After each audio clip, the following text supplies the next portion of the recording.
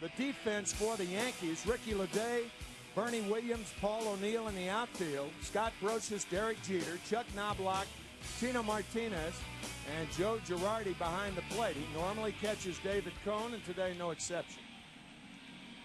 Well, Cone has finished his warm-up tosses, and we are about ready to go. Yankees avoiding a sweep of the Atlanta Braves as they won yesterday's game 11-4. So Wilton Guerrero will lead it off. He is the designated hitter this afternoon. Of course, the National League club coming to the American League City. They get the opportunity to add one more piece of offense, and that's Felipe Alou, one of the most respected managers in baseball. His 7th year in an Expo uniform to manage on the major. 25 years as player and manager in the minor leagues. And here we go. First pitch from Coney in there for a called strike. One of 3 switch hitters in the lineup for the Expos. And that pitch fouled back and out of play. Now it's 0-2. So Cone in favor in the count right now on Guerrero. Terry Jones waiting to bat second, followed by Rondell White. 95 degrees on this hot, hazy, and humid afternoon. That was the pitch you were talking about, and that may be one of those pitches that we see an awful lot today, Tim. With 2 strikes, particularly with a young lineup who is not familiar with that backdoor breaking ball. It's really a misnomer. It doesn't come in the back door. It comes in the side door, just on the corner. Cone trying to win his 10th game. He is 9-4, 2.86 earned run average. That earned run average is second lowest in the American League. And this is Terry Jones taking one up high for a ball. Jones batting .233, no home runs and only 3 RBIs. And the pitch up high makes it 2 balls and no strikes now to Jones. This is similar to the All-Star game. There's so much emotion before the game that the crowd's worn out by the time the game starts. That happened last Tuesday at Fenway Park. Of course, the Fenway faithful had Pedro Martinez to cheer. The Yankees have David Cone to cheer. Blew that one by him. Now it's an even count at 2-2. Coney making his 18th start of the year. And 21st start of his career against Montreal as Rondell White waits on deck. Been a lot of talk about Rondell White and the New York Yankees. Lofted out into right field. Long run for O'Neill, and he'll get there. What a play by Paul O'Neill. He got a bit of a late jump, but he was with it to make a great play. Sometimes it's nice to be left-handed, because the glove's on the right hand, and it was on the correct hand of Paul O'Neill. Right-handed thrower doesn't get to that ball. Nice.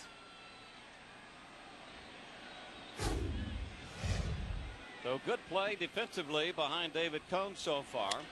And Rondell White sends one deep into left center field. Long run for Williams, long run for Leday, and it will be Leday. Deep left center field. And the Expos are gone here in the top of the first inning. Nice play by O'Neill. No score, Yankees coming up. Well, you're looking at Javier Vasquez, and this is a young Montreal ball club. Second youngest in the major leagues at 27 years of age. And this is a young arm for Montreal and Felipe Alou. Just called back up from AAA. He started the year, Tim, with the Montreal Expos and then was sent back down. And he will be facing Chuck Knobloch, Derek Jeter, and Paul O'Neill here in the top of the first inning. No scores. Montreal went down 1-2-3 in the top of the first. Knobloch with his 6th home run yesterday, batting .266, and 29 runs batted in.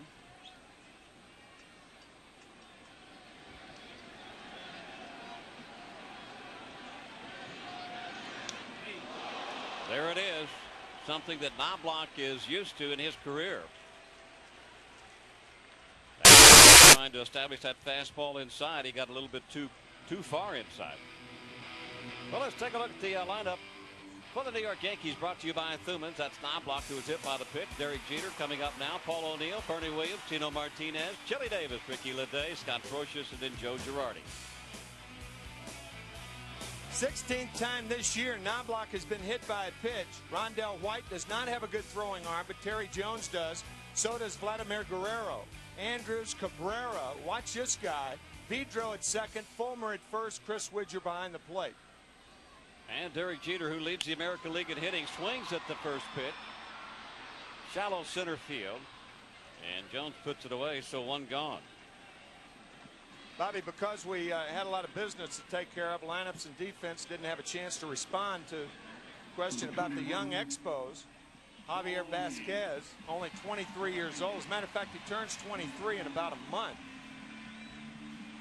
Check that, 1 week. Next Sunday, he will be 23 years old. He was 5-15 last year. That ties him for the most losses ever as an Expo. Got pretty good stuff, but the Expos, one of those small market teams with about a $10 million payroll, and a team that can't expect to compete, and they don't.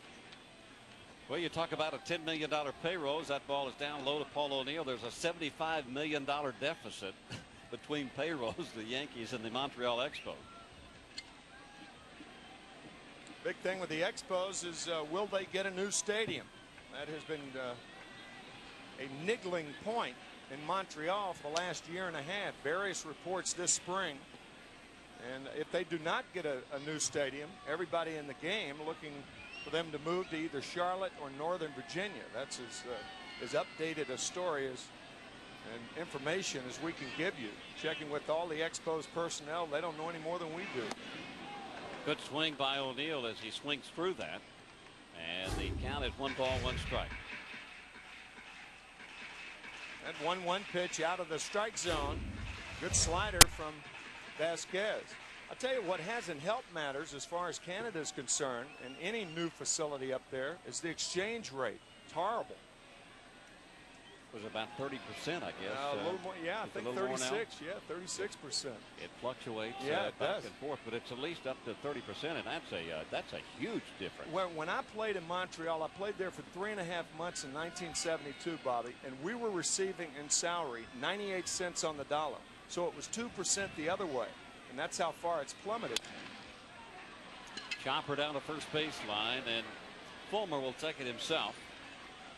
So there's 2 gone. Knobloch will end up at second, and Bernie Williams will have a chance to knock him in. O'Neill is not happy with that swing. One of the good pitches, talking to Bobby Cuellar for Vasquez, is the fact that he thinks that he has a good changeup, a circle change that he throws, and obviously if he's got a good one, that's one thing that he can equalize these left-handed hitters with. That's what he threw to Paul O'Neill to get O'Neill on that weak grounder to first base. But you know, they're not only are baseball teams and baseball facilities in trouble in Canada, but hockey teams are too. Canadian-owned hockey teams are suffering a similar fate that the 2 baseball teams are, the 2 major league teams in Toronto and Montreal. All right, Bernie batting with 2 outs, and Bernie batting .335. He's in the top 5 in this batting race one more time. Bernie, of course, winning the American League batting race last year. Add to that 14 home runs and 54 runs batted in. There's the fastball that backs Bernie off the plate. So it's a 1 ball, 1 strike count. 2 men out and Knobloch down at first. Nobody has scored yet. Bernie has been hot. Knobloch is getting on base a lot more now here in the second half than he did the first half. Out in front, hit hard. Vidro is there. So the Yankees waste that leadoff man who got on here in the first inning. We played 1, no score. Welcome back to Yankee Stadium. Bobby Mercer along with Tim McCarver. Susan Waldman will be with us in the 3rd inning. And we'll talk about Yogi Berra Day as David Cone prepares to pitch to this Expo Ball Club here in the 2nd. Vladimir Guerrero, Jose Vidro, and in Brad Fullmer, the schedule 3. We saw Andrew Jones, Tim, And what a player he has turned out to be. It may be one of the, well, he is one of the best players in all of baseball. This guy right here is right up there with him. Vladimir Guerrero, the brother of Wilton Guerrero, the leadoff hitter. Nobody in the major leagues has more reach and can hit balls off the plate away than Guerrero. Of course, he missed that one, didn't he? Well, sometimes you will miss those pitches from David Cone, and that's his way of getting these hitters out, is get them way out in front and reaching for pitches. Well, that's really, I think, what Coney should try to do right here. Throw the ball 6 to 10 inches outside, make him bite. Well, that comes from an old catcher, by the way. Fish are bite. And he bit, but he couldn't catch anything. Now, right there, that's the problem with Guerrero, is he strikes out at an alarming rate, even though it's better this year. But regardless of his reach, nobody can reach that ball. Guerrero last year with 38 home runs, 109 runs batted in for Montreal. Vidro steps in, and the breaking ball, and Cone right now is extremely sharp with his pitches. That just laying out on the outside corner, so it's an 0-1 count to Vidro. One of 3 switch hitters in this lineup for Felipe Alou. This time he comes inside and ties him up. Consider what David Cone has to do. The Guerrero, he threw the ball about a foot outside, and then he starts off Jose Vidro with a breaking ball on the outside corner. Tried it again. And that just missed it. Just missed on the outside corner.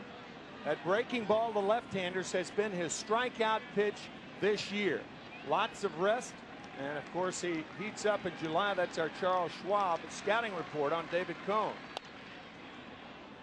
That's the kind of swings that you like to see those hitters take if you're a pitcher. Well, that's just a protection swing. That's right. Those are the types of swings that you don't get when the hitter's ahead of you. That's why, again, it's important to stay ahead. We talked about Cone's winning percentage in the month of July.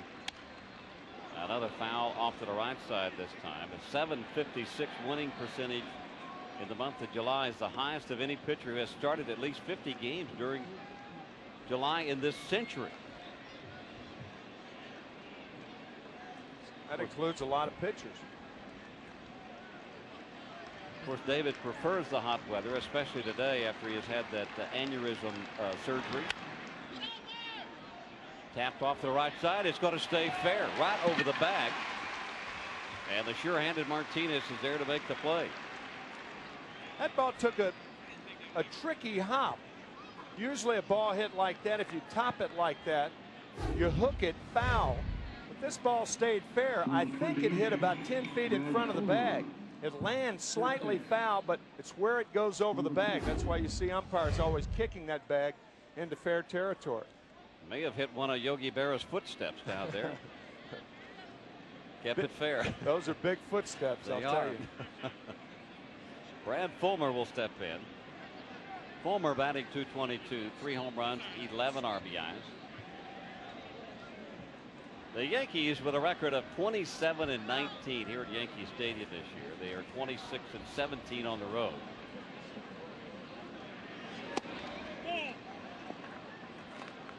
Montreal 21 and a half games back of Atlanta and not even competing with a 33-54 record.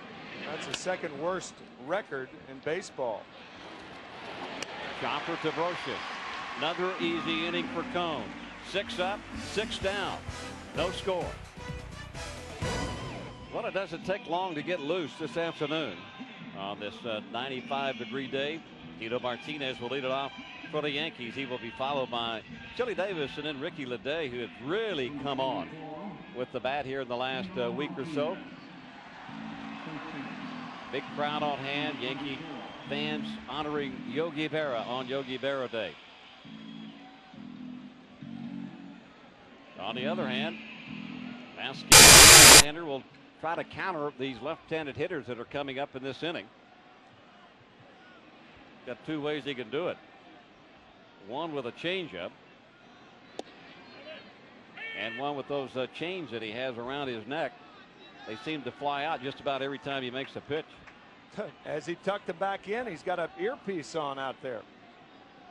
Looks like he's got a ring on the end of it. know one thing, if he happens to bounce up and down, that hits him in the mouth, it could chip his tooth or break his tooth. That's some pretty heavy go. Tino hitless in his last 8 at bats. Didn't start last night or yesterday. Change-up, foul back and out of play. From the chain to the change. That's television, you know, Bobby. I mean, that's a great segue right there from the chain right there to the change. Perfect. Now a hitter has a right to ask Vasquez to take that chain off. He can ask the umpire if it is a distraction to him. That was just a good pitch right there as Vasquez throws out Martinez. That pitch had a wrinkle in it. A good curveball from Javier Vasquez.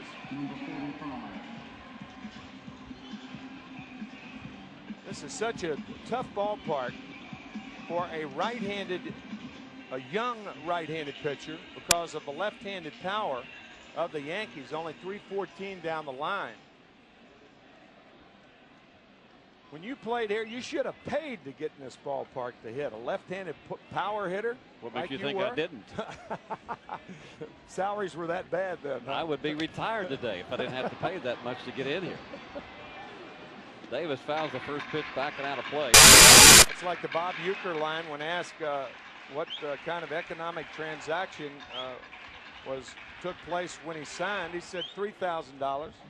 And he said, and that was a lot of money for my father to pay. Yeah,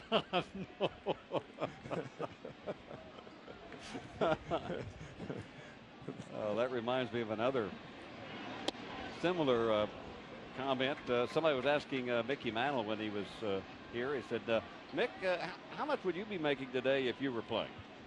And Mick said, well, you know, about 500,000. 500,000? These guys are making 10, 11 million. He said, you got to remember, I'm 65 years old.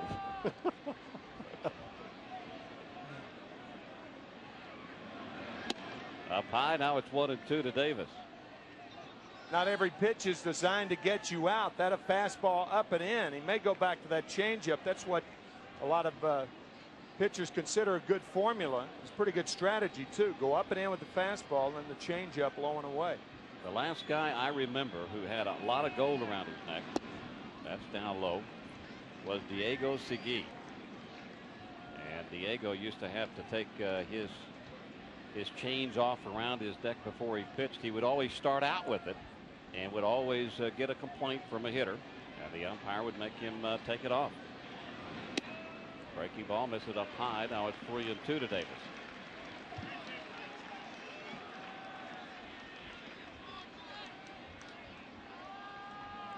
Waiting on deck is Ricky Leday.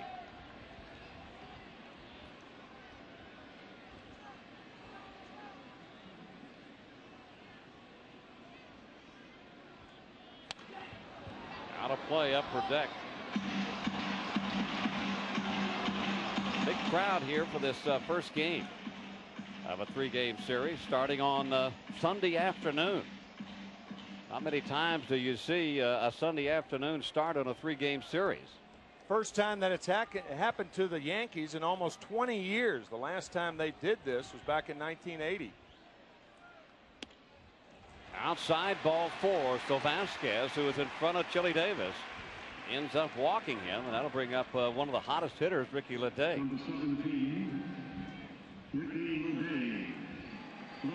Leday working on a 5-game hitting streak, and he is 8 for his last 14. On the other hand, that's Bobby Cuellar, the pitching coach for the Montreal Expos. Also with the Seattle Mariners and Lou Piniella before joining Montreal. Leday has his average up to 274. Not much chance for Chili to take off. Even though Chili, when he does steal, he hasn't been caught yet. He's perfect 4. But he will give Leday a chance to drive that ball through the right side. Whoa! Well hit deep to center right field. Kiss this one goodbye. Whoa! Check that one out, Bernie.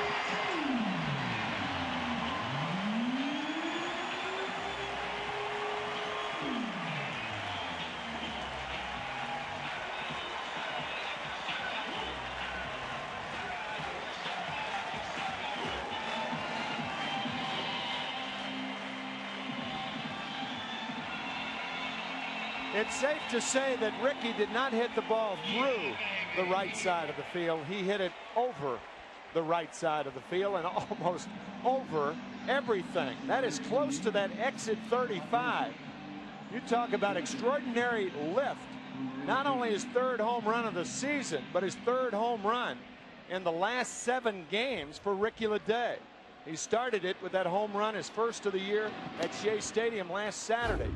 Now this is Mickey Mantle type power to right field. Down and in. Whoa. I mean, this is exit stuff.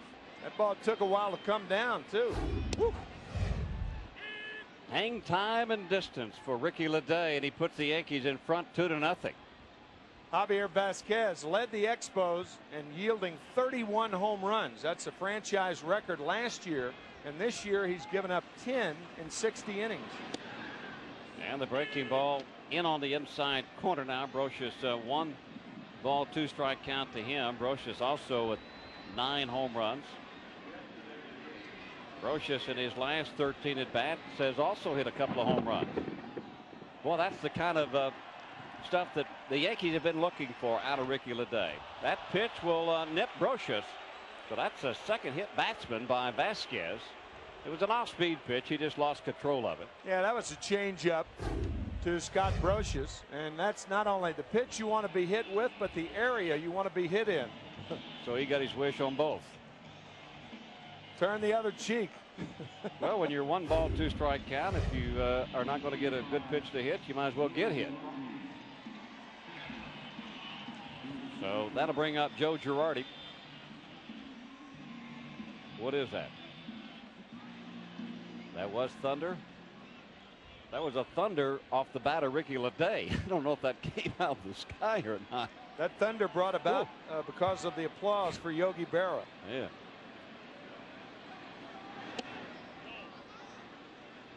One man out, and Joe Girardi acting like he wanted to bunt there, and no doubt looking to bunt for a base hit. Not to sacrifice Brocious. Hey, Bobby, there are a lot of skyscrapers here in New York City.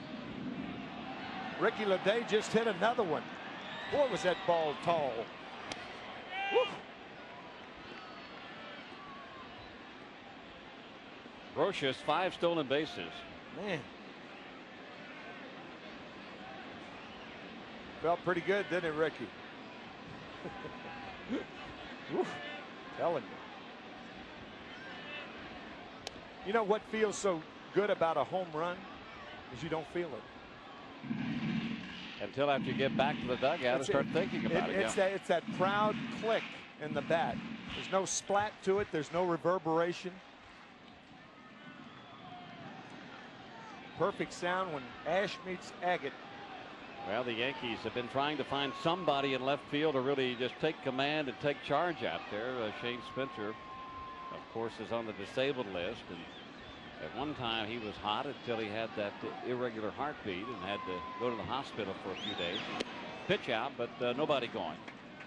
They better be worried. They better be worried this time with the pitch out. The CNET player injury report. Let's take a look at it. We talked about Shane Spencer on the 15-day disabled list, and he is in a rehab program now, trying to work his way back to playing here for the Yankees. 2 balls and no strikes, so this will be a good count for something Joe Torre would like to do. Maybe. With a guy like Joe Girardi, it might be the type of hitter that you want to do this with. Not a left-handed power hitter, however. On the other hand, you got to take into account too that Vasquez is not one of those guys that you can really trust to be around the strike zone. That's true. So nobody going, and now it's 3 balls and no strikes to Girardi. The thing that I really like about Girardi is that he's not known for his offense, but he sure is known for his intelligence when he goes to the plate. He knows what he wants to do. He knows what his capabilities are, and he tries to get the most out of it each and every time. The Yankees have had some down production from their catching staff offensively. The side of the better hitter. There goes the runner, and the pitch is swung on line at center field. over the head of Terry Jones. It will go all the way to the wall. Brocious around third. He will score. The Yankees will take a 3-0 lead. Girardi got a little bit too far around second base, and so they throw him out. But not before Brocious comes home to score. That ball misplayed in the outfield. Terry Jones running straight across instead of backing across. If you take that angle toward the track instead of right where you think the ball is going to come down, he could have caught it on the first hop. I don't think he catches the ball in the air, however. Maybe, but it would have been a fine play. Watch Joe Girardi with one out, thinking third base, and then whoa! Then he slips right there, and by the time he recovers, he's out at second base. Once you're that far, you might as well keep right on going and hope they throw it away. Well, Knobloch now bats with 2 men out and nobody on. Knobloch was hit by a pitch leading off in the bottom of the first inning. That's his 16th time that he has been hit by a pitch, so he is tied now with Damian Easley of Detroit. And Girardi hitting the ball. Boy, he did a nice job yesterday in yesterday's game, going the opposite way, driving in a run for New York. Girardi did. This time he goes right up the middle. Now it's an 0-2 count to Knobloch. Yankees in front 3-0.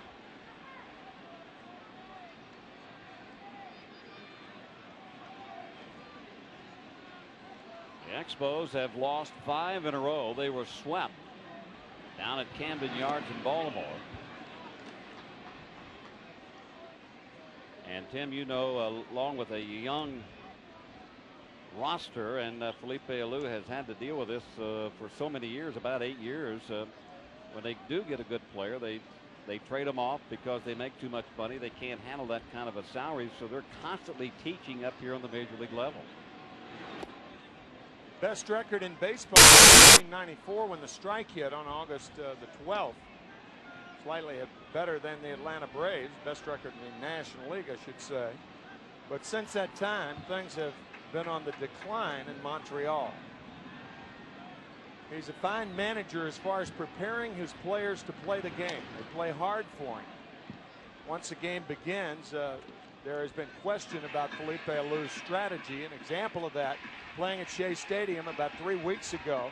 1-1 ball game, bottom of the 8th inning. And with the bases loaded and nobody out, he elected to play in double play depth, allowing the Mets to score the run. Mets won the game 2-1 as Benitez came in the 9th inning, retiring the Expos in order. 3-2. Felipe played here for the Yankees back in 1979 in a split season. Great player. He was a great player. Not a good player, a great player. Had his chance, it seemed, to leave the Expo organization after last year. The Dodgers were interested in signing him to manage their ball club, but turned it down because he wanted to stay. Now, I don't know if it was true or not, but those were the reports. And if he did turn it down, he turned it down because he wanted to stay with the Expos. It was his for the asking. The Expos divvied up. That's what happened. Kevin Malone, the general manager of the Dodgers, used to be with Montreal as their GM.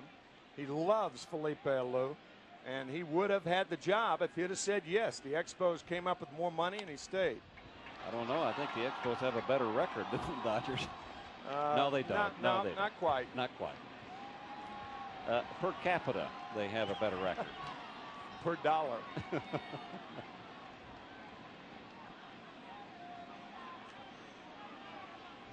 A long line of Alous that have played Major League Baseball.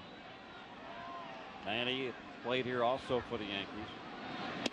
Up high, ball 4, so Vasquez not able to put Knobloch away after getting in front 0-2. So Knobloch is on for his second trip.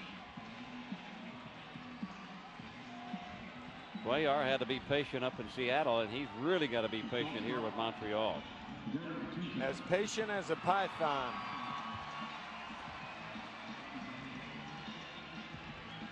Well, Derek Jeter, 4-game hitting streak. Jeter has been on base 86 out of 82 games. 374 hitter.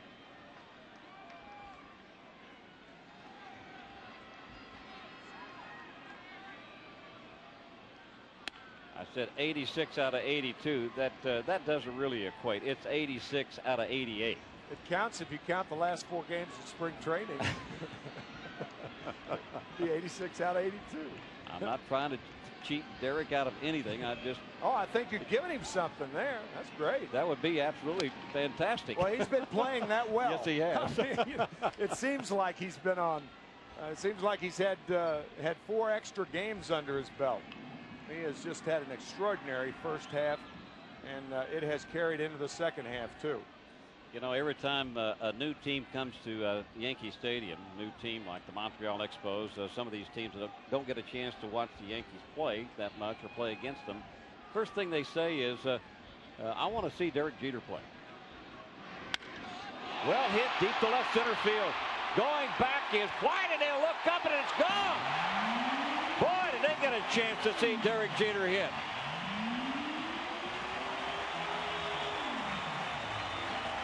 Jeter now with 16 home runs. 87 out of 89 games he has been on base for the Yankees. Wow. Bobby, you're the first one that drew it to my attention with Derek Jeter handling that ball up and in. That is a tough pitch to pull. If it were down and in, it would not have been nearly as difficult. The Yankees have struck for 5 here in the second inning. Probably won't stop until they get to 8. Because of Yogi Berra Day. Here's that pitch right there. See that ball up and in? That ball is a ball that Derek Jeter in past years would have been jammed with. Or if not jammed, perhaps popping it up. Trying to hit it the other way, but he really turned on that ball. RBIs number 63 and 4 on the year now for Derek. Well, another 0-2 count to another Yankee batter. It was that 2-out walk that got Jeter to the plate. And another home run given up by Vasquez.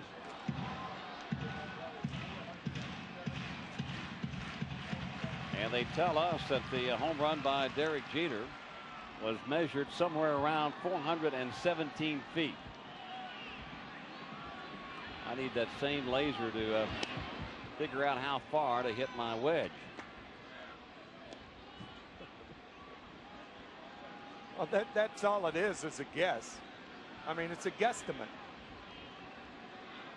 Every time they announce that at ballparks throughout the country, you're supposed to say, "Oh, it's 482 feet." I see. You know, all that is an arbitrary guess. It goes over the 399 sign. They figure, 18 feet. Give it another 20 foot. Yeah. So it's 417. How do you figure out something hit up here? Tell me that. They didn't say anything about that. No, that's right. Okay, 542 feet. I'll take it. All right. It looked like it anyway. Yeah. It was a ton, I'll tell you that, to get the Yankees on the board. They have not slowed down yet. Now their chopper in front of home plate.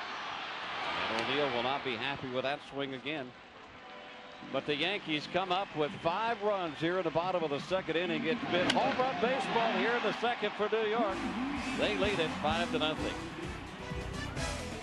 Welcome back to Yankee Stadium. The Yankees exploding in the bottom of the second, 5-0. We welcome Susan Waldman. And Susan, what a day this has already been. I mean, I'm just exhausted, Yogi Berra Day, and a lot of it has to do with you two. Well, this has been a tremendous day for everybody. Everybody's been putting on their makeup again. I've been crying for 2 hours. It was just wonderful to see Yogi do that in the response, and I didn't even notice the little 8 on the field until we got up here. But you know, Carmen Berra looking beautiful as always, and Garagiola and Rizzuto here. How great was that? It has been very, very emotional, and the Yankees are adding to that with this power that they exploded with in the second inning. Here's the top of the third. We were talking about that little 8 there, and it really does look small compared to the NY. But I'll guarantee you that when you look at 8 and you remember what 8 means to us here at Yankee Stadium, it's one of the biggest 8s ever in the history of baseball. And it's only right that he was back here. And when I think that, to me, that those grandchildren had never seen him here, it's just amazing.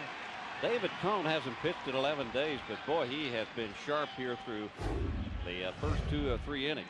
And this is one of the things that Chris Widger does. He goes for balls out of the strike zone on the outside part of the plate. He's got some pretty good pop for a catcher, but he strikes out way, way too much. 7 up, 7 down for David Cone. as the Yankees have cushioned him with a 5-0 lead. Bobby Mercer along with Susan Waldman, and Sharp again on the outside corner with a perfect pitch on Shane Andrews. So the bottom three coming up now for Montreal. And this is tremendous for Cone because now he can use those economy of pitches. He's staying right on the outside part of the plate there, and they're swinging at every single one of them. So obviously he's it looks better from the batter's point of view than it actually is. But for Cone to get through this with as few pitches as he's thrown so far is going to be terrific for him. It is a hot and humid day, 95 degrees. There are some clouds now that are beginning to come over the top of Yankee Stadium. I didn't see the weather report, but Nick Gregory probably has predicted maybe some showers today.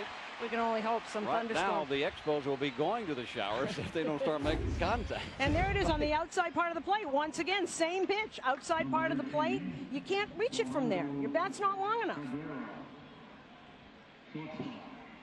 He's shown nothing inside. 6 pitches right on the outside, and they went for every single one of them. Well, you would expect something like this from David Cone, especially on this young 27-year-old average age of this ball club, second youngest in baseball. Normally you get young hitters, they are free swingers. They'll swing at almost anything. We saw Vasquez and that gold chain that he had around his neck. I think that he's got pearls on. Is that you tell me? It looks like pearls to me. No, they're the metal beads. Those metal beads. It's just that our camera is so sharp that it looks like pearls. Well, for a moment there, until we really took a look at it, it did look like pearls, but nevertheless, Guerrero. It wouldn't be pearls because you have to wear that with black, and they don't have black uniforms on. You have to wear pearls with basic black. That comes from a woman. Where else you got to get this stuff? I'll go for that. Right? Where else you got to get this? Got blue shoes with black laces. 2 men out. Well, no, make it 3 men out. 9 up, 9 down, and Cone already has 5 strikeouts, striking out the side here in the third. Yankees in front 5-0. You know, in between innings, Susan and I were talking as Bernie Williams steps in. I was talking about Diego Segui wearing a lot of jewelry, and a lot of hitters complaining about that. Vasquez obviously has that gold chain that flies out over his neck there with the ring on it. You were talking about Oil Can Boyd. I remember Billy Martin right in this ballpark. Red Sox were in town, and he had one of those big gold chains on with the ring on it, and Billy came out of the dugout, made him take it off, and it really was a mental thing for Oil Can because he really couldn't function. He was very upset. I guess it was his mom's wedding ring, and he lost it on the mound, and it was a terrible day for Oil Can. But I remember Billy Martin wouldn't have stood for this at all, but I guess it's up to the hitters to complain, and if they don't complain, then they won't do anything about it. It looks like the Yankees are not well, you can't be too unhappy with his pitching at all right now. With a couple of home runs in the second, they scored 5 off of Vasquez. So I think right now the chain is not bothering any of the Yankee hitters. Bernie Williams sends this one high into center field, shallow center, and it's going to be the shortstop Cabrera that puts it away. So 1 gone. Vasquez is only here because Kyle Pavano put on the DL with a sore elbow. Very young, just 22 years old. Is that rain? Nah. They can play through it. They're tough. It doesn't rain on Yogi Berra Day. Tino Martinez, who grounded out his first time up. So Tino 0 for 1. If you talk to the Montreal staff, they'll tell you maybe Vasquez isn't quite ready, but he's got a lot of guts and he's not afraid of anything. And sometimes when you just need a body, you want someone who's not going to be afraid to challenge, even if it doesn't work out well, because you know that down the line he's still going to be okay.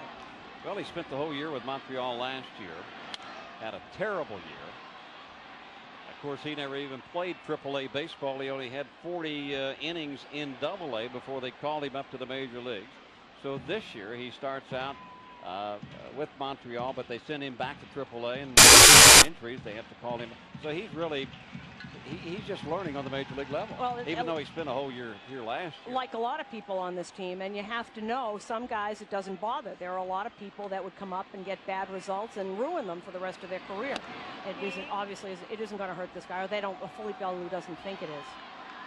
Well, the rain is beginning to come down in bigger drops here at Yankee Stadium, and now home plate umpire Ted Barrett has called time, and they want to bring the tarpaulin out on the field. The fans, I think, Bobby, were welcoming the rain. No one really was moving until the home plate umpire Barrett told them to bring out the tarp. Just all of a sudden, this cloud came up over Yankee Stadium, and now the rain has started. So in order for the field not to get any more wet or soggy, they're going to bring the tarpaulin out. We're going to stop the game for a moment or two. Rain, go away. Come back again another day, and it has gone away here at Yankee Stadium, and we are ready to go. Let me bring you up to date. Bobby Mercer along with Susan Waldman. Tim McCarver will be along a little bit later on. This is Tino Martinez. Leading off this inning was Bernie Williams. He flying out, and Tino has a 2-ball, 1-strike count, 1 out here in the third. Javier Vasquez still the pitcher from Montreal, and the Yankees lead it 5-0 on Yogi Berra Day. Well, that was just a cooling off type of shower, and the first pitch to Tino Martinez was good changeup from Vasquez. Now it's 2-2. And he got that one, Bobby, over in the middle of the plate where he wanted to, and not out of the strike zone, which he was doing earlier in the game. Interesting, when Vasquez was warming up, Bobby Cuellar, the pitching coach, was standing right with him. This is a very young pitcher. You want to make sure that he's going to be all right after that rain delay. Hit hard. Nice play by Fullmer at first, and Martinez is gone. 2 gone for the Yankees. 33-minute rain delay as Chili Davis steps in. Chili was the start of that 5-run second inning for the Yankees. Chili walked with 1 out, and then you know what happened after that. I mean, it was Katie barred the door. Shots all over the place. Highlighted by Ricky Leday's shot into right field, and Derek Jeter decided to get into the act. Good changeup, swung on and missed, strike 1. So now that's something in the first couple of innings, as we take a look at David Cone, that Vasquez was not able to do, control that and place it where he wanted.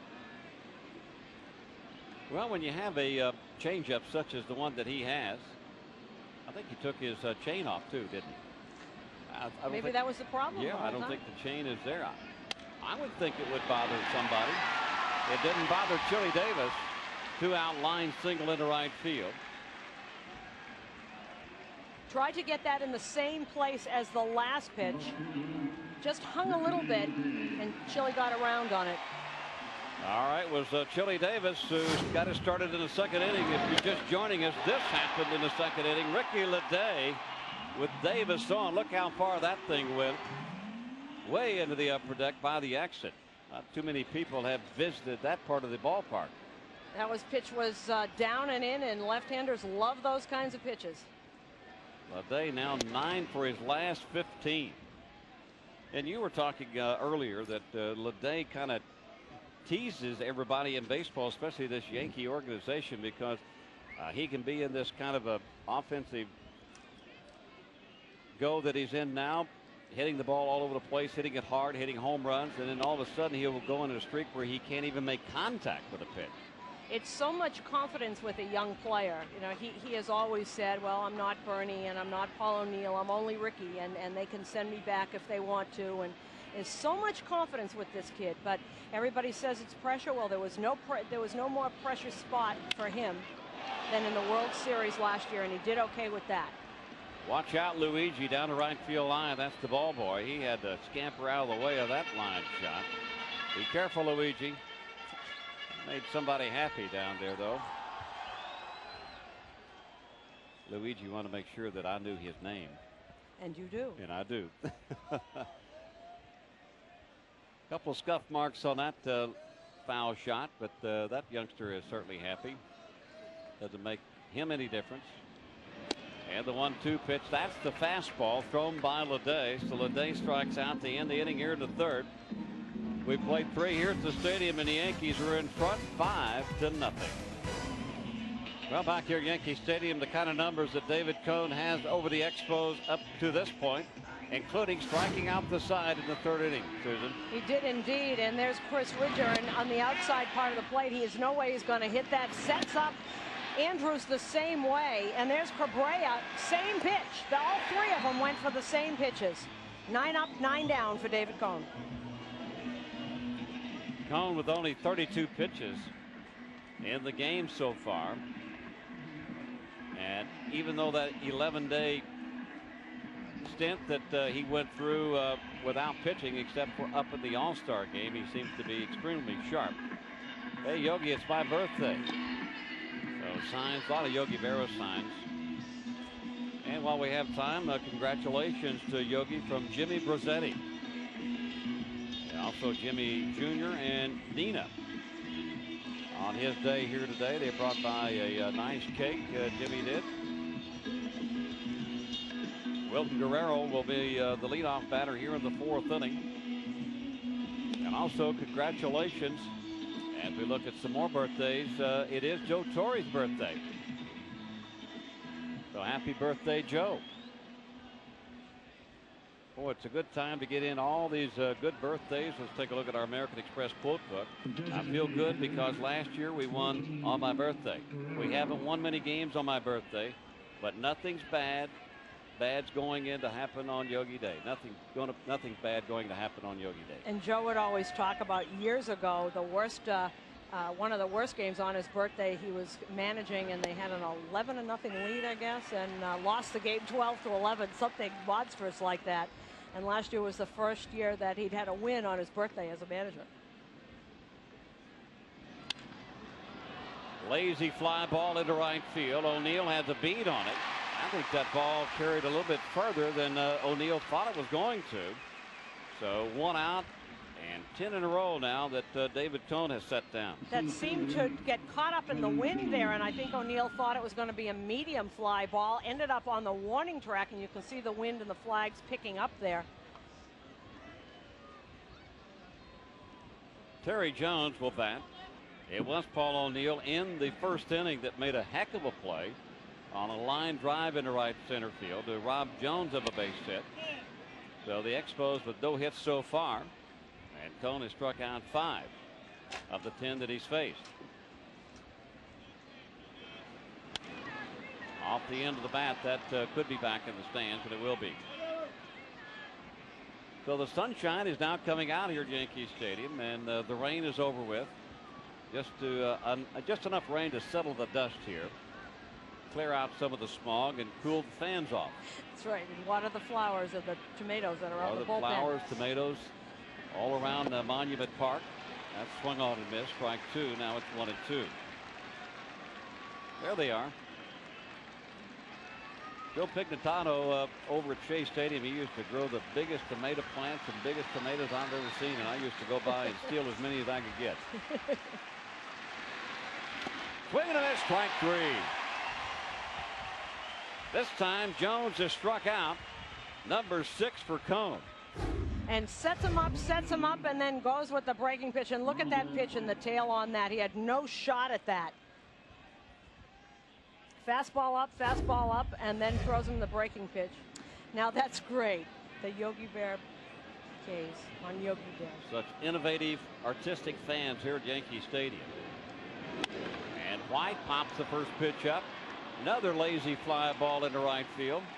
And this time the wind brings it in a bit for Paul O'Neill. 3 up, 3 down. 12 in a row for Cone. Yankees in front 5-0. Scott Brocious leads it on for the Yankees here in the bottom of the 4th. He was hit by a pitch and came around to score on a double by Girardi. And Brocious now quietly slipping up. He's up to 264 BA. He's got he's got 40 RBIs and 9 home runs. 10 hits in his last 21 at bats, 3 for 4 yesterday, a couple RBIs. And I was talking to Brocious a couple of weeks ago, and he said he felt good. He felt like his swing was good. They just weren't dropping in. So if you just stay with what you're doing, and that's what he wanted to do. He said eventually they'll start to fall. 10 for his last 21, and he very quietly is moving up. Good off-speed pitch by Vasquez, swung on and missed. You can always see signs of hitters getting back into that groove, especially when they start lining the ball up the middle and towards the opposite field. And in order to do that, you have to do everything almost perfect mechanically. This time, line down the left field line, and I think he got it on the end of the bat, so it's going to slice foul. And that was the same breaking pitch that that Brocious swung over the last time, so he had that clocked a little bit better. And there it is. Watch, this is going to break, and it's going to hang up there. And Brocious just a little early on it. Gets around too far and fouls it off. You know, Joe Torre was talking about how he will watch batting practice and see the kinds of swings guys are taking in batting practice, and he says he can usually tell from that when they're about to come out of a slump. No better guy, Joe Torre, excellent hitter in his own right. This time, Brocious doesn't get the job done, so a strikeout for Vasquez. That's his second, that is. And that's what they like about Vasquez, a great little tail on that pitch right there. And Brocious was expecting something else in the outside part of the plate and swings right over it. Well, Chris Chambliss, the Yankee hitting instructor, he's got to be liking what he is seeing out of this offense now. Joe Girardi with a double his last time up. Joe yesterday with a fine piece of hitting in that Yankee win over Atlanta when he drove one into right center field and also drove in a run. He was 2 for 4 yesterday with an RBI. 7 for his last 21. He and Brocious have a little bit different look in their uniform makeup. They both have those socks way down there. You don't see any white showing, and the pant is pulled up high towards the knee, maybe making some sort of statement. He is gone. Maybe just trying to change some luck. That started with Chad Curtis. He started that last year. He did it every now and then. Well, because he did it once, and he told me his little daughter saw it on television and said, "There's Chad Curtis." So he kept him there because his daughter recognized him. So he stood out. I guess. Stood out from everybody else. Well, and then maybe it becomes a superstition because maybe you get hits if you have the socks down or up. Well, players do have all kinds of different things that they go through. And Brocious and Girardi and Chad Curtis, very close friends. Maybe they all decided they'd go with that for a while. You sure it's not turn back the clock? I don't know. Maybe in honor of Yogi. Beat turn the back clock? To beat the clock. You were talking about Scott Brocious quietly turning his game around. How about Chuck Knobloch, Bobby? Getting on base.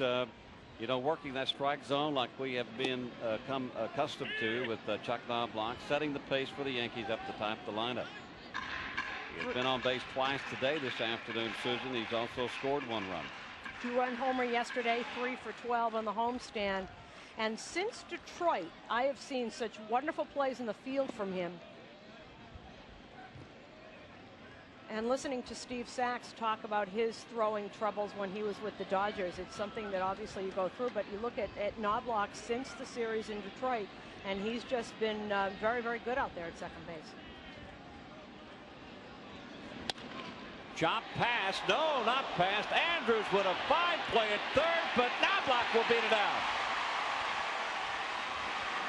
I didn't think Andrews had a chance to glove that ball, and he got up and made a strong throw to first, and Knobloch beats it out. Look at the extension gotten by Andrews and how he has the wherewithal to get up a strong throw across the diamond. But Chuck Knobloch got out of that box in a hurry. There's it once again, Shane Andrews. He gets up in a hurry, and he's got a lot on that ball, but Chuck Knobloch gets down there quickly. That's a wonderful play by Andrews. I didn't think there was a shot in the world he was going to get that ball. A nice pickup by Fullmer at first. I think Vasquez thought they had him, but it was a bang-bang play and a fine play by the third baseman.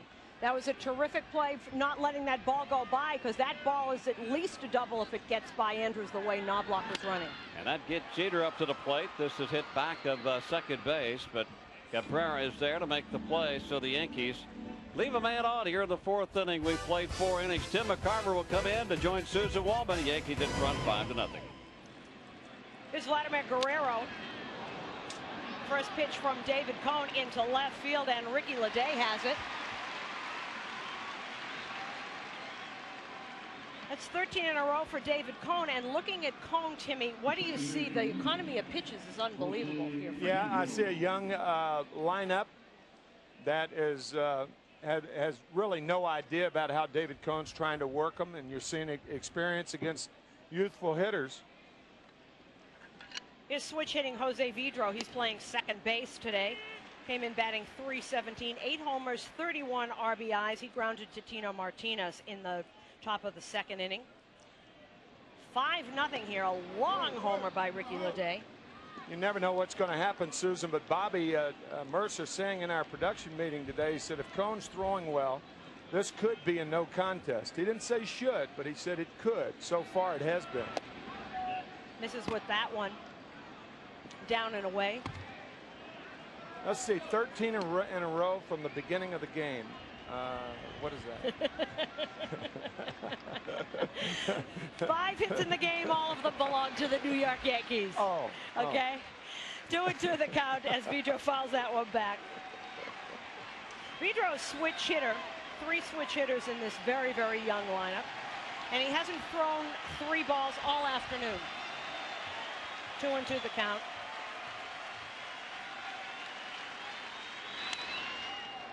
Lined into center field. Bernie Williams has a track on it, and he's got it for the second out.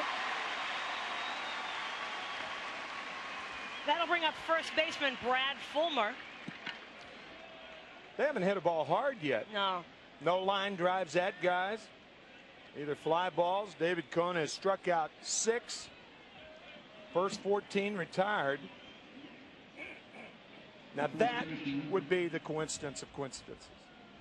If he pitches a perfect game on Yogi Berra Day, come on. With Don Larsen in the park? I mean, my gosh. What? Yogi Berra, Don Larsen. Now, come on. It can happen, so we just want to look for it, okay? No, okay, we won't look for it. All right. Brad Fullmer, young first baseman.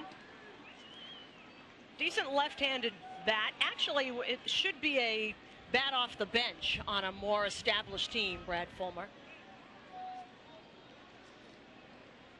This is with that one. That's a perfect breaking ball for a strike. 1-1 the count. I'll tell you, David Cohn knows right now what's going on. And the reason for that, with a 5-run lead, he just threw a 1-0 splitter to Brad Fullmer. That also helps him save his arm come October. Misses in, trying to get him to go for it. Even if Fullmer had gotten around on that, there's nothing he could do except get it off the fists. Usually if you have a 5-run lead in the top of the 5th inning, 2 on and nobody out, you're going to throw a fastball 1-0 or 2-0. We'll see what David does here, behind in the count once again. He knows it. He knows it. Another splitter, trying to get Fullmer to go for that splitter once again. The fans know there's 2 strikes here. There goes the 2-strike cheer that everybody does at Yankee Stadium when they sense something special's going on. 2-2 the count to first baseman Brad Fullmer. 5-0 Yankees. A 5-run second inning for the Yanks. There's a swing and a pop-up into right center. Bernie Williams coming in, and he's underneath it, and that's the end of the top of the 5th. Can't happen, can it, Susan? No, come on, can't come happen. on, no way. Why not? So as we go to the bottom of the 5th, 5-0 Yankees. Humid Yogi Berra Day, 5-0 Yankees. 5 runs, 5 hits for the Yanks. No runs, no hits for the Montreal Expos. Javier Vasquez into pitch against Paul O'Neill, and he misses down and low. O'Neill's got 2 groundouts, both to the first baseman on the afternoon.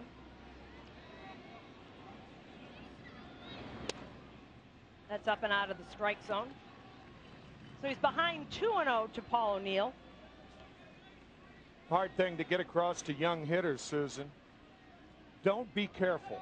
You know, that those 2 words are thrown around Major League Baseball too much as far as I'm concerned, with young pitchers in particular. That's out of the strike zone. Fastball. I think more young pitchers are scared out of the strike zone. They're intimidated out of the strike zone when they come up. They have more of a tendency to think that Major League hitters do something differently than minor league hitters. You know, they don't. They just do it more consistently. See, now what I don't understand, Vasquez has gotten O'Neill twice. Pitched him on the inner part of the plate, got him to roll the hands over, and got him to ground the ball to the first baseman Fullmer twice, and now he's pitching him on the outside part of the plate. 3-1 the count, foul back. So if you're successful with one thing, why would you have to change it? Just because it's the third time around? Well, third time through the lineup, you try to do something differently, especially against an experienced hitting team like the Yankees. But the big thing is staying ahead. I mean, I don't care how you get ahead, you've got to get ahead. Too many young pitchers try to make an 0-2 or a 1-2 pitch on the first pitch. Outer part of the plate and fouls it back. Now, does that mean to lay it right down the pipe? Of course not. David Cone has a perfect game through 5, but that can't happen. That can't happen today. Do you think he really needs a jacket on that arm? No. Have you ever called a perfect game? No. I caught a couple of no-hitters. I was fortunate enough for that. Things going right. Bill Stoneman with the Montreal Expos. There's a swing and a high fly ball left field. White's underneath it, and he's got it for the first out. All right, let's take a look at the General Motors trivia question. Among living Yankees, Yogi Berra places second with 2,148 hits. Who is first? Okay, answer will be forthcoming. But forthcoming right now is Bernie Williams. Grounded to the second baseman in the first inning and popped up to shortstop in the third. Now batting .333, 14 homers, 54 RBIs. Outside part of the plate, misses for a ball. I am proud to say that when I caught a no-hitter for the Montreal Expos, I received a $500 gift certificate. That's as pretty part good of that. for them. Hey, listen. And there's a pop-up off the end of the bat. Second baseman underneath it here. And right fielder comes in, backs off Vidro. But the other no-hitter may have been the best performance by a pitcher in this century on one night. And it wasn't a perfect game. But you know what Rick Wise did in 1971 against Cincinnati? Against the big red machine. He pitched a no-hitter. He beat the Reds 5-0. And in the process hit 2 two-run homers in the game. Did he really? That's pretty good, isn't it? That is pretty good. I mean, that's 2 years worth. Wow. A no-hitter and the starting pitcher hit 2 two-run home runs. Wow. Was a wow. Pete Rose made the last out of the game. Well, now, which did he like better, the no-hitter or the two-run home runs? I believe it was his only 2 home run game. Rick Wise could hit. Yeah, he sure could. David Cone can pitch. I don't think there's any question about that. I think the no-hitter, that was his only career no-hitter. Yeah. But that's a good question, though. I mean, that's legitimate. There's a shot into left field. Rondell White going back, and that ball's carrying a little bit, too, but that is just the third out here. So 1-2-3 for Vasquez, and as we go to the top of the 6th inning, 5-0 Yanks. And you see David Cone celebrating Christmas in July so far with a man on the left. 5-0, and that little billboard shows you everything. 5 hits in the game, all of them belong to the Montreal Expos. Yogi and Carmen Berra don't know it yet, but that's their transportation to Italy. That fellow with that cap on. It is. Chris Widger, Shane Andrews, and Orlando Cabrera up. And look at, you know what, immediately as Widger swings at that first pitch, Tim, Cone knows he's in control. Knows he's in control, and now covered David Cone for about 13 years. And there's a fly ball. Knobloch going back. O'Neill coming in, and Knobloch underneath it, and he grabs it for the out. One down here in the top of the 6th inning. I can see it in Cone's body language. He's going to be very disappointed if the Expos get a base runner in this game. And obviously, the deeper he goes, David Cone has pitched 3 one-hitters in his career. His last one-hitter coming back in 1994. He's never had a no-hitter. That brings up third baseman Shane Andrews. Made a tremendous play of a ball that Knobloch had hit that was going right into the corner. Knobloch beat it out. Cone, get the ball and throw it. Get the ball and throw it. He really knows he's on, and he was the first one out. He and Girardi were warming up when everyone else was just walking out of the dugout. There's another ball hit in the air, and Paul O'Neill is under this, shading his eyes for this one, and there's 2 down. Now, the most pitches that David Cone has thrown all afternoon in an inning is 12, Tim.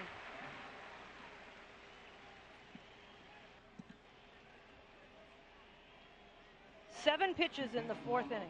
That's your point about David economizing his pitches today, and he's certainly doing that.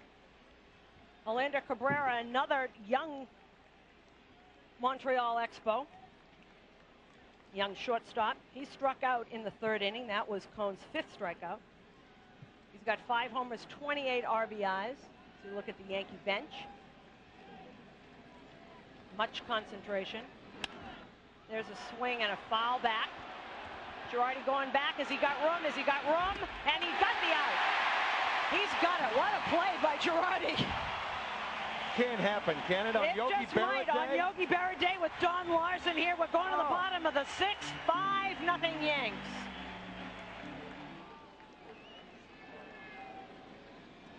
Javier Vasquez back on the mound, and it's Davis, Leday, and Brocious. Great times in New York when you had Keith Hernandez, the first baseman for the Mets, and Don Mattingly of the Yankees. I think Don had softer hands, but I think Keith Hernandez had a better throwing arm. A slight edge to Hernandez as a defensive first baseman, but it was awfully close. Rondell White under that one, and he's got it for the first out. You know, and we've got a new center fielder. James Mouton has moved into center field. And it was one of those things where you had Mattingly and Hernandez, and it really, if you watch Mattingly all day, that's when you got to realize what a good player he was. As soft a hands as anybody I've ever seen play first base. And I kept thinking of all those shortstops that he had. What did Willie Randolph had about 31 shortstops in his career, and all those throws that Donnie just picked out of the dirt very, very easily. Saved a lot of errors, didn't he? Sure did. And all of a sudden, Tim McCarver, Ricky Leday is up to 280. He's raised his average about 100 points in the last few weeks. There's a fly ball in the left center. Rondell White going back on the warning track, and he's got it for the second out. Leday hit about the longest home run we've seen around here in a while into the exits in the upper deck.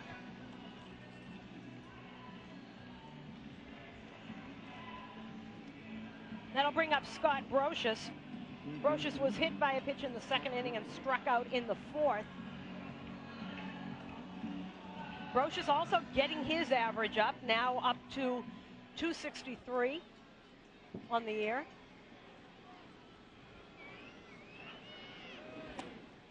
In the dirt for a ball. We figure it's not the Sox, though.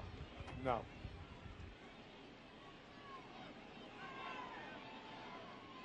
Being a Yankee player, no Yankee player would ever admit to anything being the Sox. No. No, that's right. Nor is it a set superstition. No. Foul back for a strike. He's right on that fastball, and you can see Brocious frustrated with himself. He wanted that pitch. Yeah, that was very, very hittable in the middle of the plate. Vasquez has pitched very well, with the exception of that one inning when the Yankees scored 5. You could see that killer instinct look in the eyes of David Cone. 6 perfect innings for David Cone if you're just joining us. Sitting there very quietly, and look at the concentration. You saw it in his eyes when he looked up. Look at it. Look at his eyes.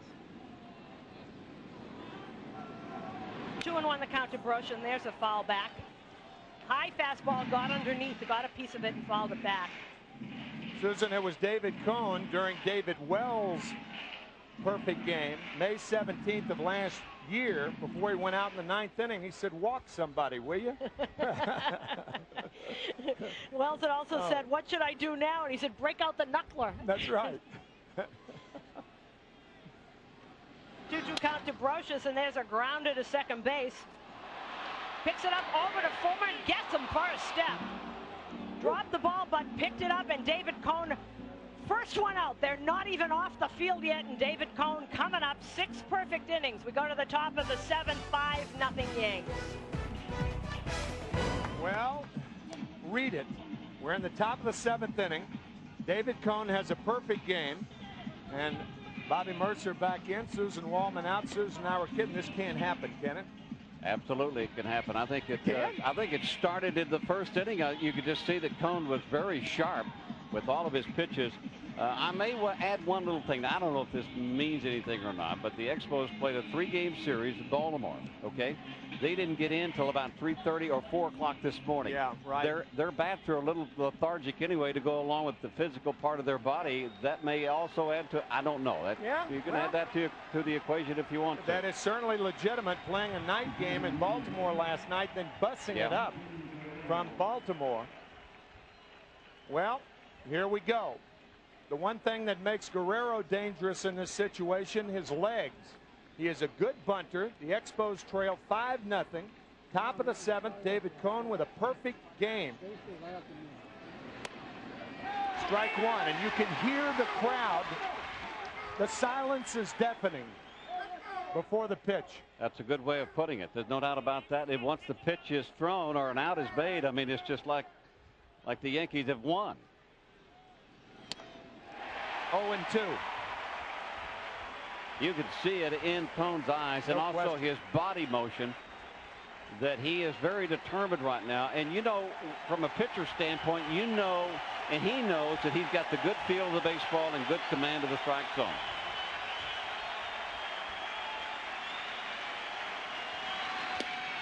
Just outside, 1-2 to Wilton Guerrero. Wow.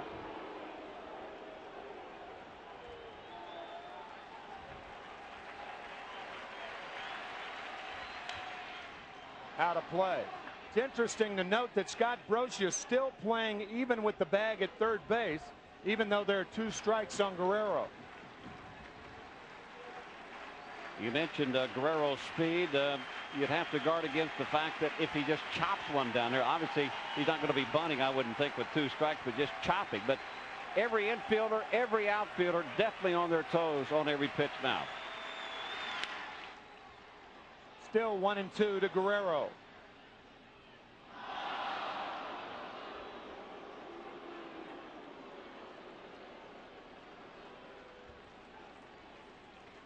Gosh, the fans are so into it that they're even booing themselves when they miss a fly ball in the stands. Brosius. 19 in a row. Nice call, partner. Well, you brought it up. Brosius said, but at this point in the game, like we mentioned, every infielder, every outfielder, they are playing every angle that they can play.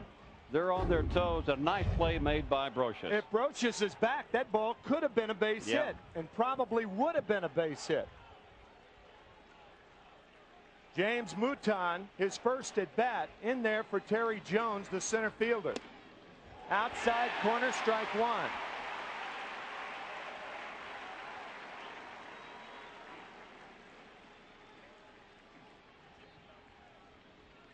$19 in a row retired by David Cone.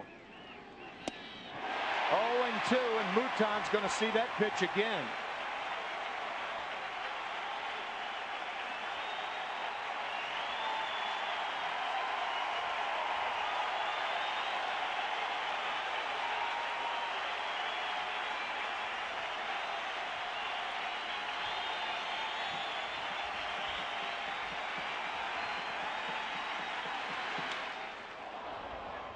He did see it again and fouled it back. Still 0-2. Mouton with a weird stance at home plate. You don't see these types of stances that much. He's got the wide open stance with Arabu looking on, obviously enjoying this wide open stance, and then barrels into the ball, steps way into the ball. Andy with a nice job yesterday. 1 ball, 2 strikes to Mouton. I'll tell you how Cone is on right now. Even when he misses, it's only by an eyelash.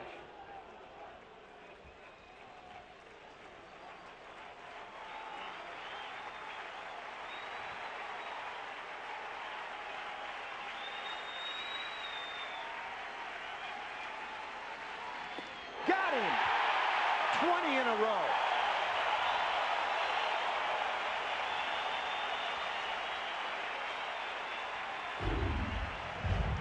Well, you take a look at it. We talked about Mouton driving towards the plate, and that pitch way out of the strike zone. There's no way that they could lay off of it. Very sharp on every pitch, David Cone is right now. Rondell White has twice flied out. Ball one.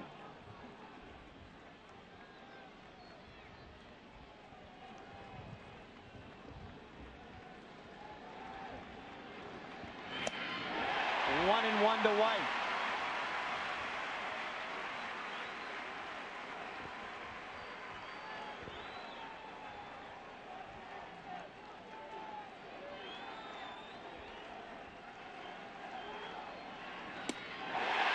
One and two to White.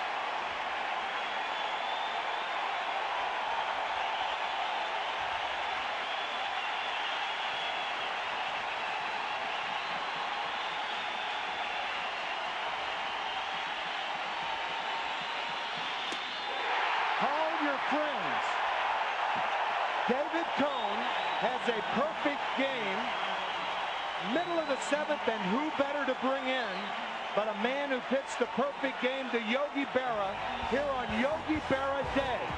5-0 Yankees. Boy, is this fun. Our seventh inning, Lexus game summary. Ricky Leday, a 2-run home run. Derek Jeter, a 2-run home run. David Cone has been perfect through 7. Let's flash back to the next to last perfect game pitched in this ballpark, and the only World Series game. Dale Mitchell, the batter.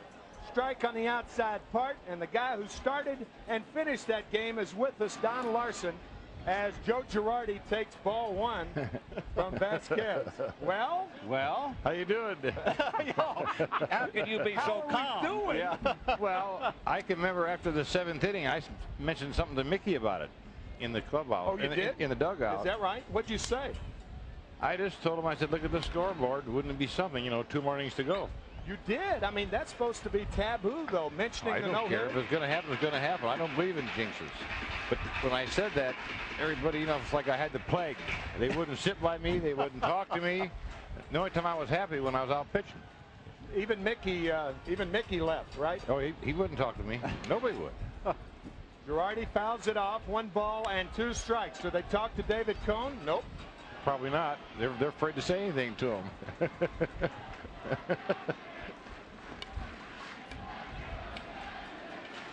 Cone has struck out 8. He has retired 21 in a row. High with the slider is Vasquez. 2-2 to Joe Girardi. All the Yankees scoring came in the 2nd inning, when New York scored 5 times, 2 2-run homers, 1 by Ricky Leday, 1 by Derek Jeter.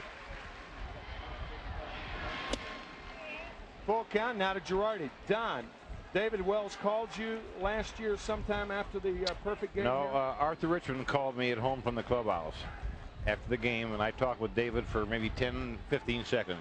He was pretty busy naturally, so at least I had a chance to say hello to him and wish him luck. And you guys went to the same high school. Well, we graduated from the same school. Unbelievable. Not the same time, though. Yeah.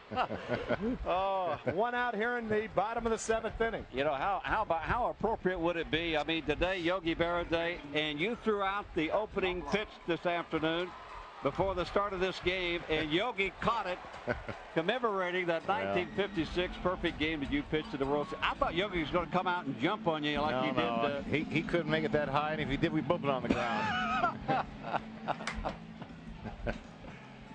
Oh, boy. That was quite a day. Seems like only a designated hitter can talk to the pitcher. No regular players, right? Chili Davis talking to David. Whatever he's talking about, they're not saying much. High and outside to Chuck Knobloch. 1-0 to Chuck. When you are pitching that perfect game, Don, does the ball just feel perfect to you, and you so are zoned in on the strike zone? Well, it's sort of like David's working today. He's making some darn good pitches. He's throwing the ball where the catcher, pretty darn close to where the catcher wants it all the time. And I can't remember any real tough plays yet. Well, I think there was only one tough play, and that was the second batter in the 1st inning when Terry Jones lined out to Paul O'Neill in right field. He kind of made a soft liner, but it was a pretty good play by O'Neill. Slider on the corner to Knobloch. It's 1-2 to Chuck. Seems like when Cone is missing today, even when he's missing out of the strike zone, it's only by an eyelash. Yep. I mean, he is right there. He's got pretty good control of all his pitches today. Splitter, breaking ball, fastball. Any good plays in the game you threw back in '56? Yeah, there were a couple dandies. Mickey caught Hodges' ball in deep left center. Of course, it'd been a home run now.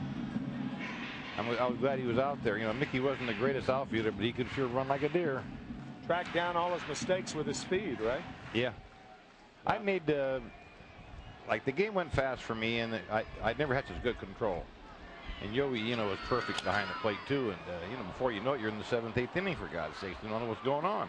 Until I didn't know it was a perfect game until after they told me in the clubhouse. Just shake him off at all in that game? No, I may have did it one time just for, you know, maybe trying to confuse the batter or Get something like that. think, Yeah, yep. you know, make him think a little bit more than I was.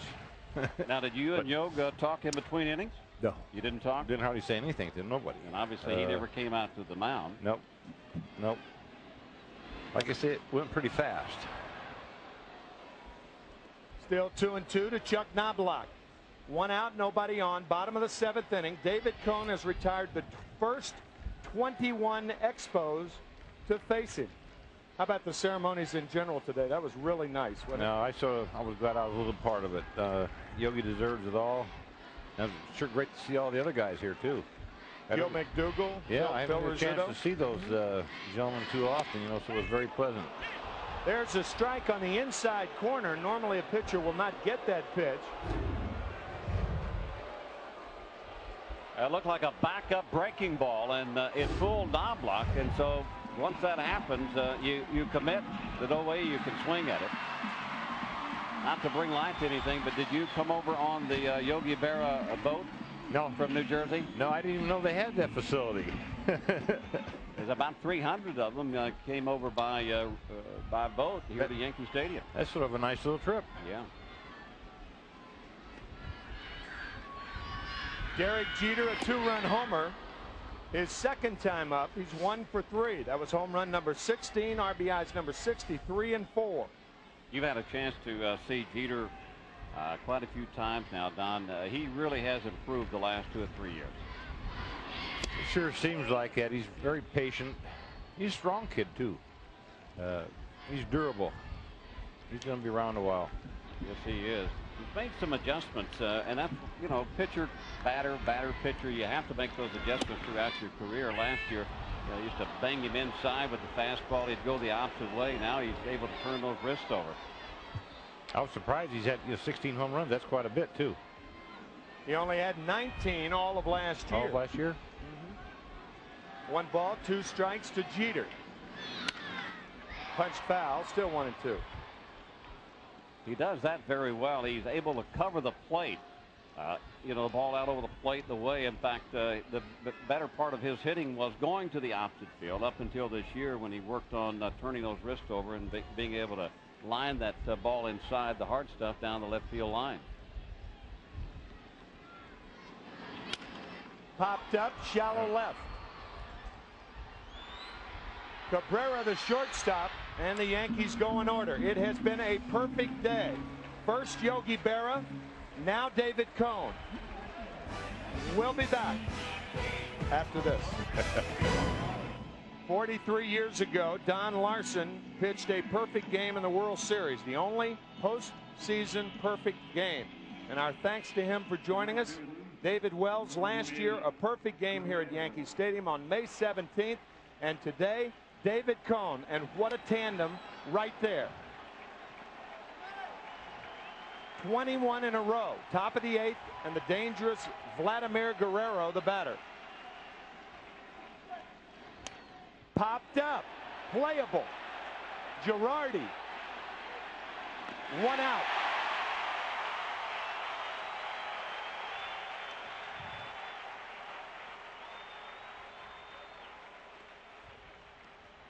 Middle of the order, Guerrero probably, well, is the best hitter of the middle of this order coming up here in the 8th inning with Vidro now batting. But Cone, you can just see it, you can feel it.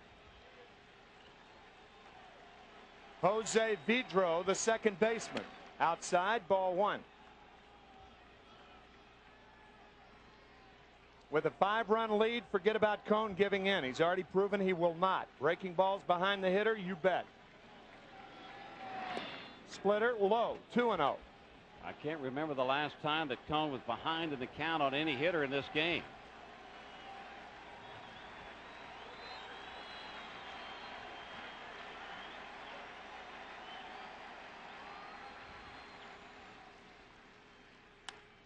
Hard, not blocked. 2 outs.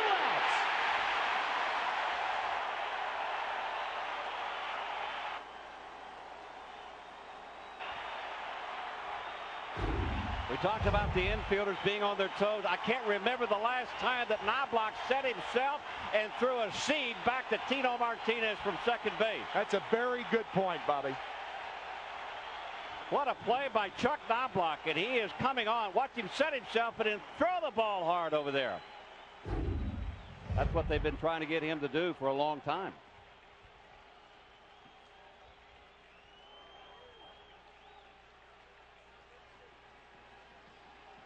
Brad Fullmer, the first baseman. Strike one.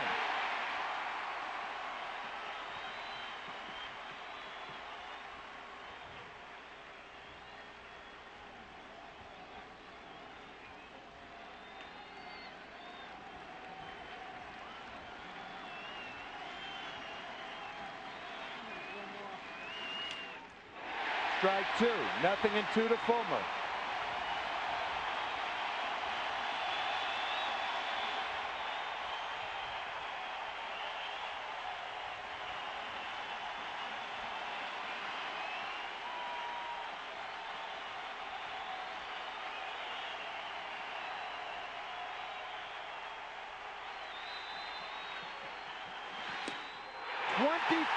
In a row by David Cone.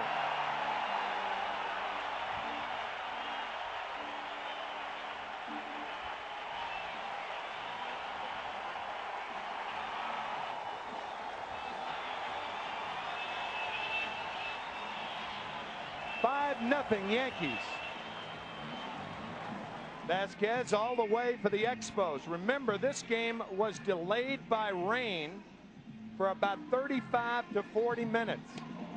So there was a rain delay. Unusual happenings here at Yankee Stadium.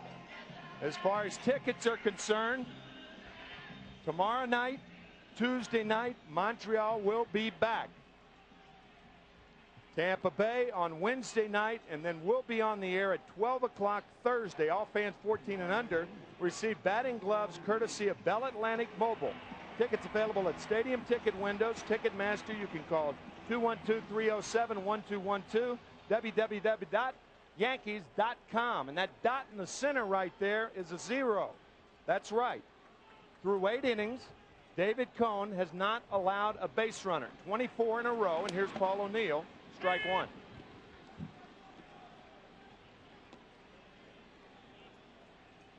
Well, I didn't think it could get any more exciting than what happened on Yogi Berra Day at the presentation with all the great guys here. And Joe Girardi certainly looks like he is determined.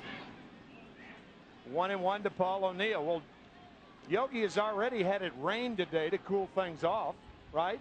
He cooled it down. He settled the dust. He's got the direct line to heaven, doesn't he? Well, he's going to see the Pope. I know that. That's he's right. Got a trip to Italy, and he gets an audience with the Pope. That's pretty close. Grounded hard. Fair ball down the right field line. If the Yankees can tack on a few more, it'll give Cone even more breathing room. O'Neill with a double. With that hit, O'Neill extends his hitting streak to 11 games. Paul has been swinging the bat much better here the last 7 to 8 days. Gallant effort by Fullmer down the first baseline. You have to watch that carom in right field and also left field. So Vladimir up with the ball, and he makes it fairly close at second base. I don't think O'Neill thought it was going to be that close, and then all of a sudden, boom, the ball is there. But bang, bang. He gets there underneath the tag. Here's Bernie Williams. Bernie 0 for 3. 5-0 Yankees. David Cone has not allowed a base runner through 8 innings. 8 strikeouts. Ball to Bernie.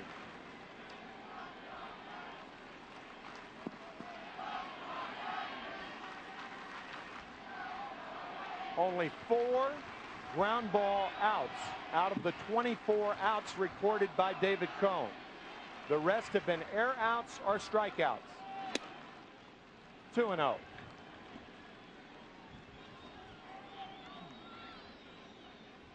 The New York Yankees pitchers through this millennium have thrown 8 no-hitters. Bobby Ayala warming for Montreal. The first in 1917, and of course the perfect game by David Wells last May 17th. Grounded into center field by Bernie Williams. O'Neill scores. It's now 6-0 Yankees.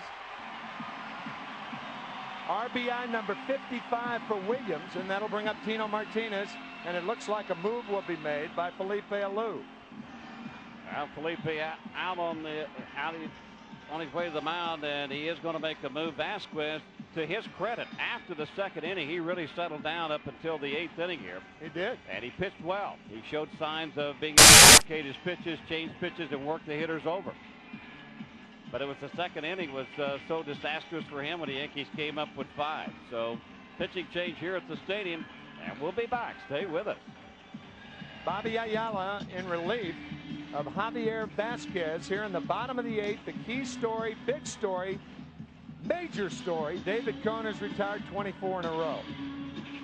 Well, the Yankees are just tacking on a few more insurance runs here in the 8th inning.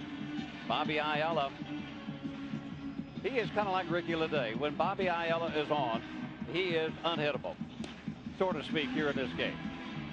But when Bobby Ayala is off, he can't get anybody out. As they found out in Seattle, Lou Piniella gave him every opportunity to be the closer, to be whatever he needed to be out there. And Bobby just was never able to get it together. He's got the arm, he got some of the pitches, but he's never been able really to settle in and make it really semi or super compact. To illustrate your point, Bobby, Ayala is 2-15 over the last 2 years. He was 1-10 last year, 1-5 this year. And here's Tino Martinez. Tino is 1 for 2. He walked and scored a run in the second inning. We told you to call your friends. That gentleman taking us literally. David Cone has a perfect game through 8 innings. Due up for the Expos, the bottom of the order in the top of the 9th. Popped up. Brad Fullmer could not find the ball. He finds it now, but it's back into the stands. 0-1 to Tino Martinez. Top of the 9th inning, Chris Widger, the catcher, Shane Andrews, the third baseman, and the 24-year-old Orlando Cabrera, the shortstop. They will be the hitters against David Cone.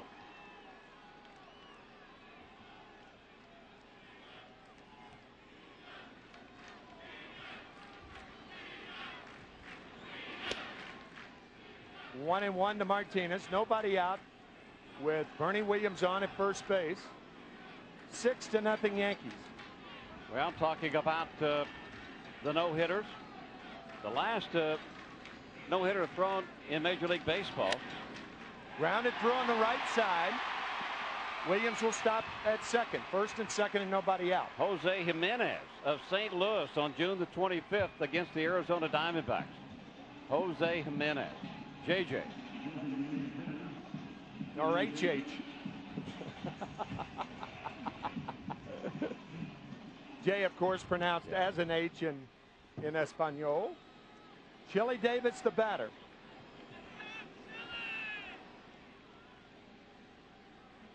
Chili 1 for 2. Matter of fact, I said Tino Martinez was 1 for 2. I erred in saying that. He's now 1 for 4. It was Chili Davis who's 1 for 2 with a walk and a run scored. The Yankees scoring 5 in the second. They have 1 across here in the 8th inning. Bernie Williams on at second base. Tino Martinez at first. There are none out. And you can just imagine the impatience here at Yankee Stadium with all the fans.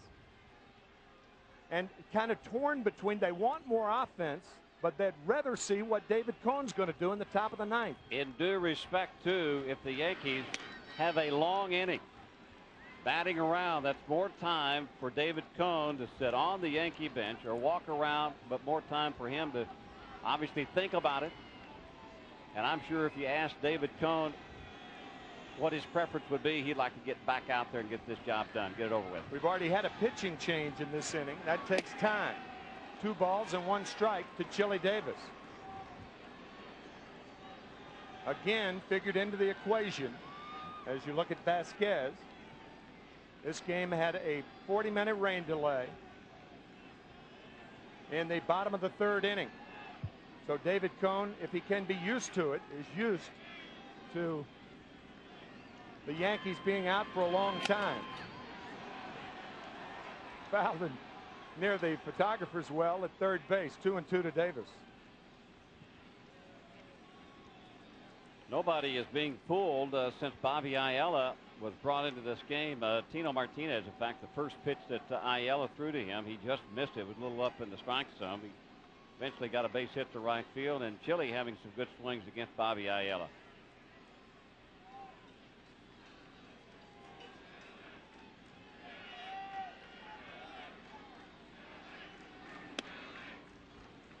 Three and 2 now to Chili Davis. Look for the runners to run with the Yankees up 6-0 here in the 8th.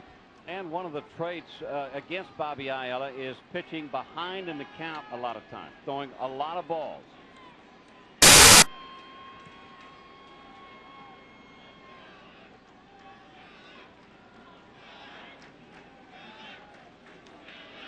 Yankees not running, and the ground ball to second base could be 2 and is a double play. So Joe Torre probably calling off the dogs, not wanting the Montreal Expos perhaps to think he was running with a 6-run lead. That may have been in Joe's thinking then. Normally 3-2, you run anyway, it's almost automatic, but not to do it is glaring in the fact that they didn't then. Well, a couple of bright spots on this young Expo ball club is the second baseman Vidro and Cabrera and how they play defensively. Ricky Leday opened the scoring for the Yankees in the 2nd inning with a 2-run bomb to right field. And I mean, it was smoked high and far.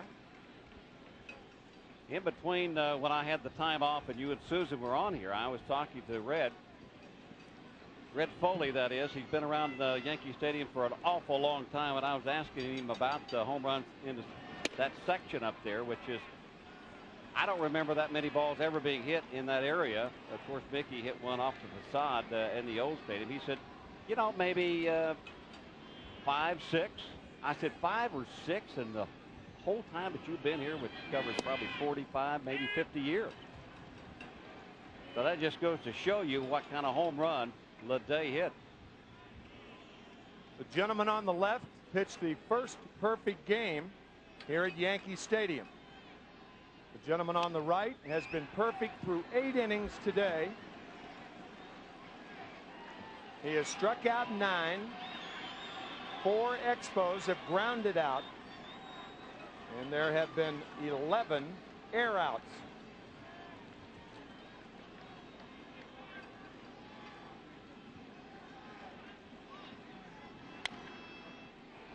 Off the glove of Ayala. Nice play, Vidro, to get him. Are you impatient?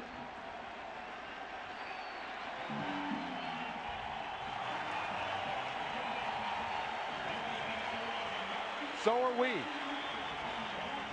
24 in a row retired by David Cohn.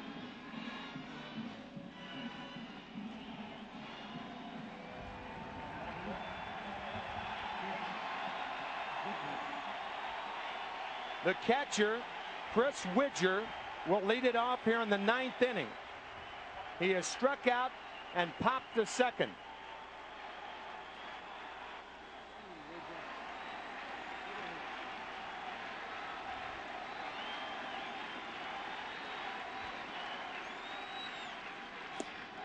Strike 1.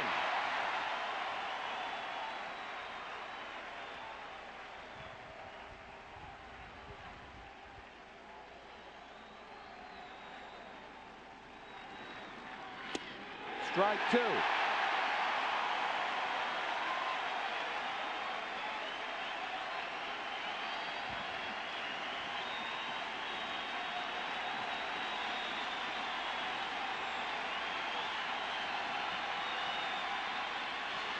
One out.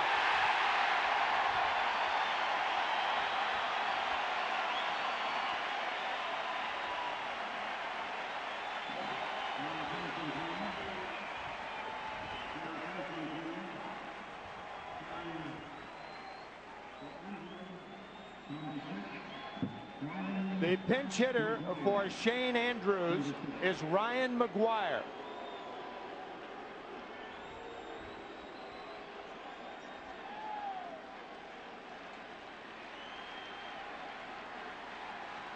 Ten strikeouts by Cone. He's retired 25 in a row.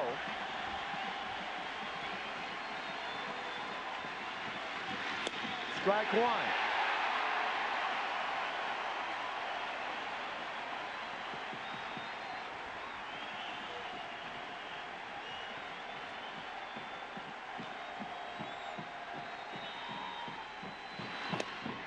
Just outside, 1-1. That's what we were talking about. When he does miss, it's only by an eyelash. That's how in tune he is with the strike zone and his pitches.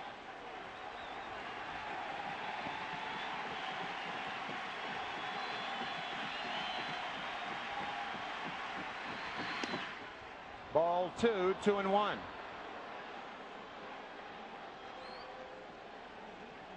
He has not had a 3-ball count this afternoon. It's 2 balls and a strike to Ryan McGuire, pinch hitting for Shane Andrews.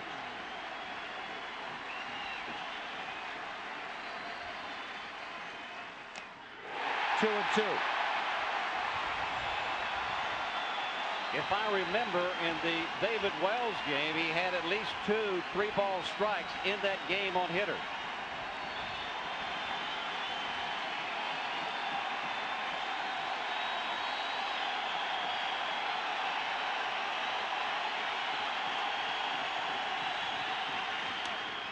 Fly ball, left field, Leday. 2 outs.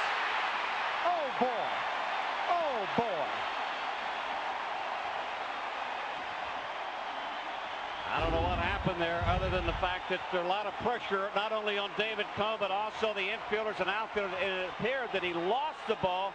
You can see the sunglasses are down and he lost the ball somewhere up above, right center, right up above the Yankee Stadium. No harm done though. Man, oh man.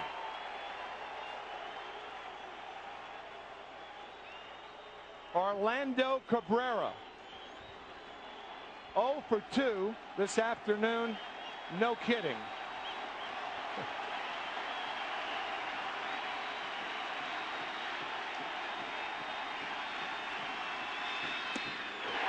One strike.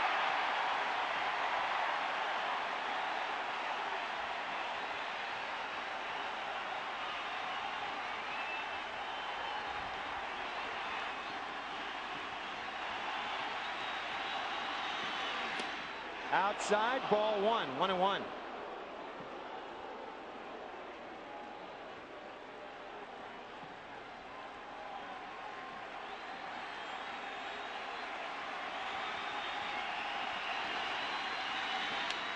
Popped up and playable. Brocious. A perfect game by David Cone.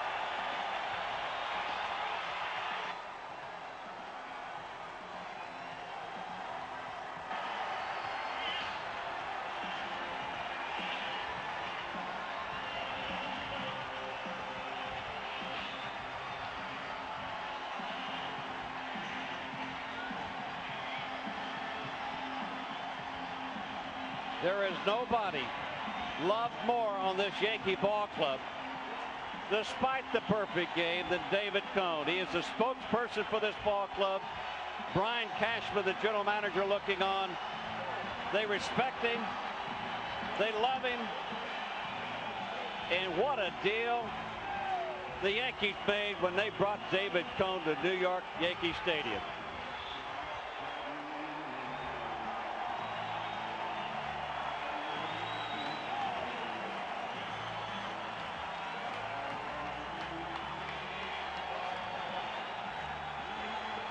Here at Yankee Stadium on Yogi Berra Day.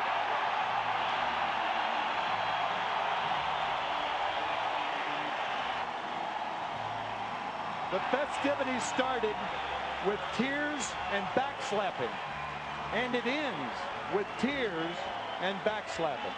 And Tim, this game was started today with the first pitch being thrown by Don Larsen to Yogi Berra to commemorate 1956 when Larsen pitched the only perfect game in postseason history, and it was started today by that pitch. You got to have a special feeling for Joe Girardi, and I know you guys feel as much a part of that. You were involved in calling a couple of no-hitters of your own, not perfect games, but a couple of no-hitters.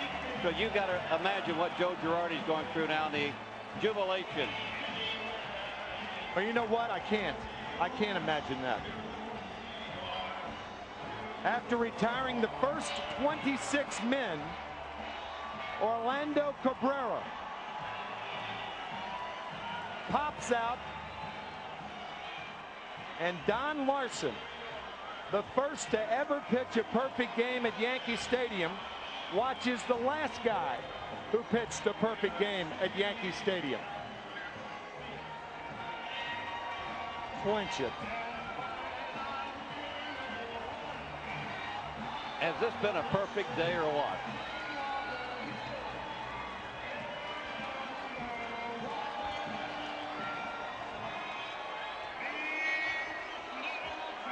You can only feel the emotions and the pride being here in New York and being a part of this great franchise.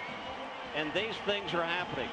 Second year in a row we've had a perfect game thrown here at Yankee Stadium. And David Cone will etch his name into that perfect game book.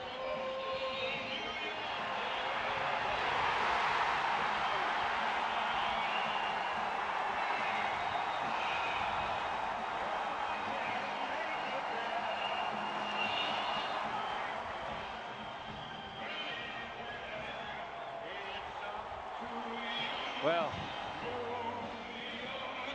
Bedlam in the Bronx, a perfect game by David Cone on Yogi Berra Day.